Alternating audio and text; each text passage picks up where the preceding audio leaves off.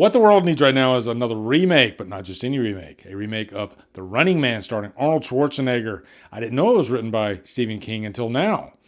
It's directed by Edgar Wright. It's called The Running Man. Let's review it.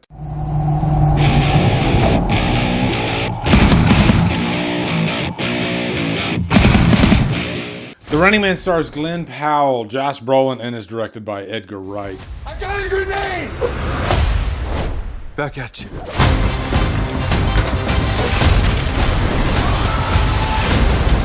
Guys, I shit you not, that intro, I probably recorded 10 different versions of it, and I just kept screwing up every single time. So what you got at the end was my gas being out, okay? That sounds gross. But anyway, welcome to a brand new 2025 review for The Running Man. Like I said in the intro, I didn't know that Stephen King actually wrote The Running Man. At least I didn't know back when I saw the movie in the 80s. But yeah, you know, I think The Running Man was a good movie to remake because Schwarzenegger's had a few different movies have remakes now. Quite a few, actually. Total Recall, Running Man, Predator. Well, actually, Predator wasn't a remake. But it's weird that back-to-back, we had two movies that were originally Arnold Schwarzenegger starred movies. The Predator and Running Man. I bet Arnold gets a kick out of this. Now, it's almost impossible to top the first Predator, but The Running Man, maybe, you know, especially when you got Edgar Wright directing the movie, right? And let's not tell the same exact story, at least in the same fashion. Let's go bigger, more like what the actual story was from Stephen King, and that's what they're doing in this movie. So, before we go any further, let's give you a quick plot synopsis on The Running Man. Glen Powell plays Ben Richards. He is a guy with just an amazing chip on his shoulder. He's got an anger problem. He has been laid off or fired from multiple jobs, probably because of his anger issues. But he's kind of at the end of his rope. He's got a wife, he's got a child, and times are tough, and he needs to make money. By the way, this is set in the year 2025. That's what the original is set in.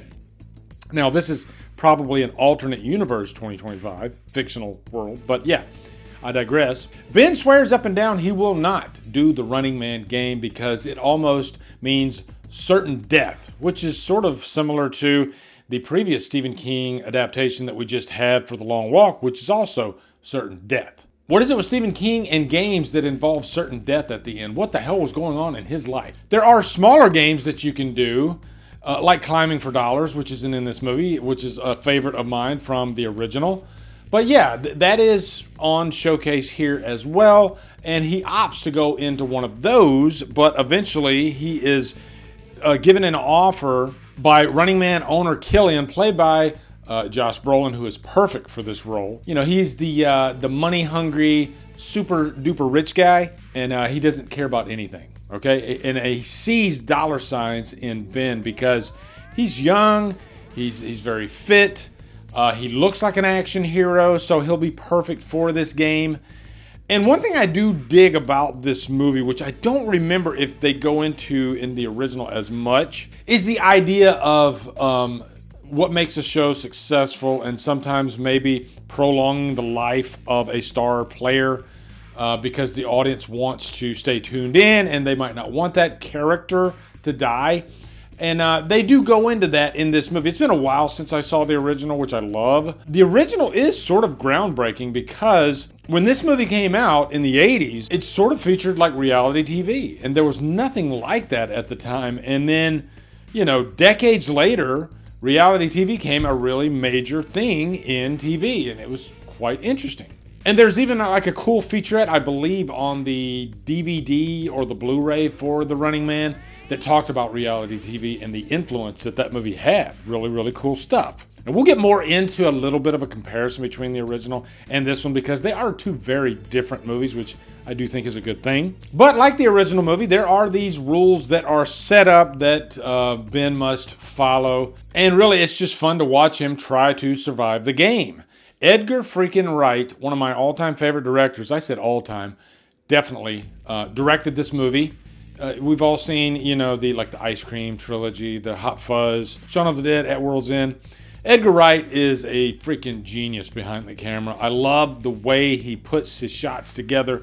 The editing in his movies has such a distinct purpose. And I would even say that as far as like portraying comedy on screen, doing it through the camera cuts, nobody does it better than Edgar Wright. And there is definitely a lot of that in here. And I think Edgar Wright's directing and Glen Powell are the two major stars of this movie. And I think you will have a blast with most of this movie when you're watching it.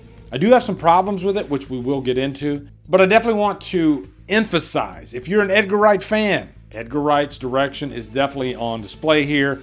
He's not phoning it in.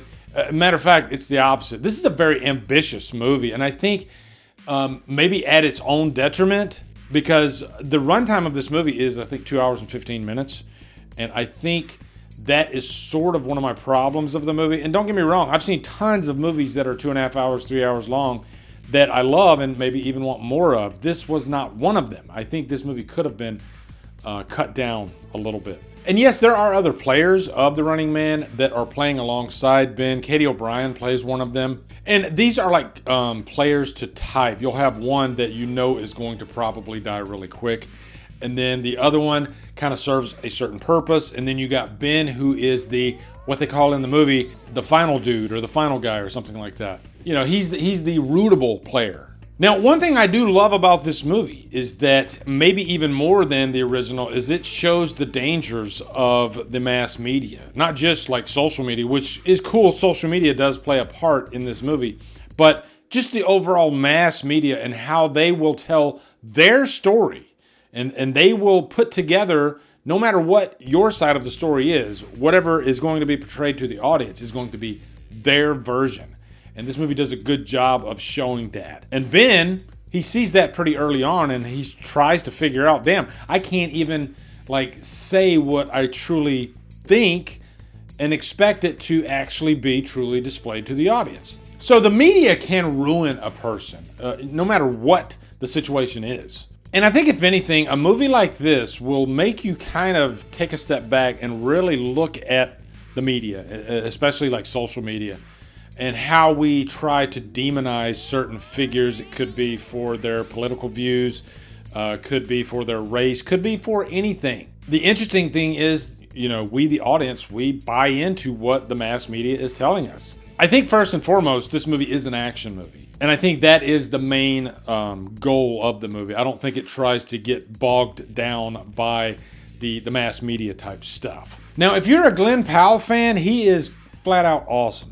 I think he is a great action hero. Boy, did he get beefed up for this movie too. Nobody's going to get as big as Arnold Schwarzenegger, but you know, he definitely gets ripped. This might be the most ripped I've ever seen Glen Powell get in a movie. You could tell that he put everything, his heart and his soul into this, and there's not a single problem with Glen's performance here. But this movie definitely feels so much bigger than the original, and is propped up by quite a few side characters, some major players like William H. Macy is in here. You got Coleman Domingo playing the game show host, who does a fantastic job. So yeah, all the acting, all the major players are great here. And here's where I start unintentionally comparing it to the original, because the idea of this movie was to stay more faithful to Stephen King's book and see if maybe that could actually give a better movie, and especially when you got somebody like Edgar Wright directing it.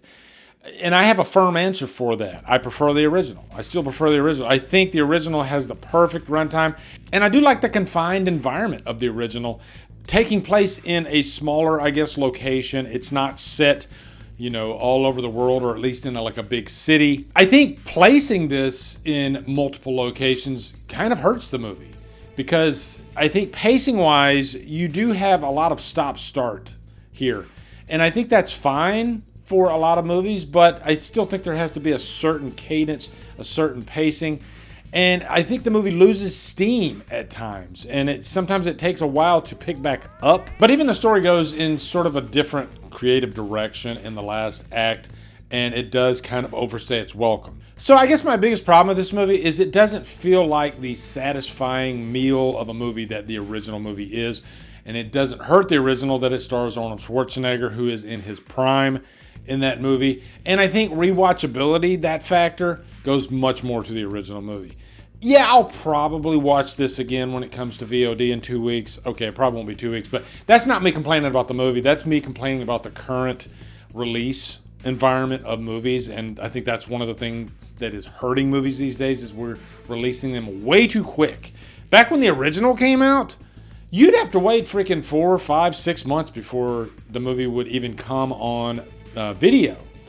And then you'd have to wait another 6 months before it would come on like HBO. So overall though, because it's Edgar Wright, because it's definitely memorable in terms of the direction and the performance of Glen Powell, I'll give it a high humdrum. And boy, that's tough because I wanted to give it at least a low purchase worthy because it's Edgar Wright and I do love Edgar Wright to death. But I can't. I got to give it a high humdrum. Damn it. And I'll even say this right now, Predator Badlands is now officially my favorite movie of the year. And it's crazy the discourse of that movie just because it's a Disney product. Which, by the way, guys, a studio is just a studio.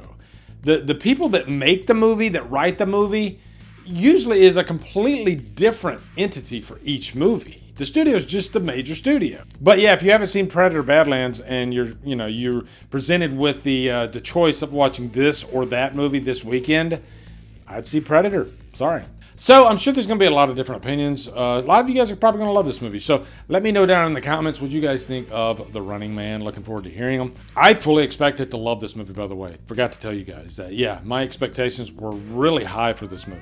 Also, subscribe to the second channel, Drumdums Xtra. Be sure to come over to Killer Flicks, where we talk horror all day and every day on Fridays. If you on Fridays, follow me Drumdums on my socials, support me on Patreon, become a channel member, buy me a coffee. You know, guys, thank you so much for watching. Have a day. Drumdum out. What the world needs right now is another remake, but it's not just any remake. This is what the world needs right now is another remake, but it's not just any remake. This is a remake directed by Edgar Wright for the Arnold. Fuck me, man. What the world needs right now is another remake, but it's not just any remake. It's a remake of The Running Man starred Arnold. What the world needs right now is another remake, but it's not just any remake. It's a remake of the 1980-something movie starring Arnold Schwarzenegger, The Running Man, written by Stephen King. What the world needs right now is another remake. What the world needs right now is another remake, but it's not just any remake. It's a remake of the Arnold Schwarzenegger movie. Jesus fuck.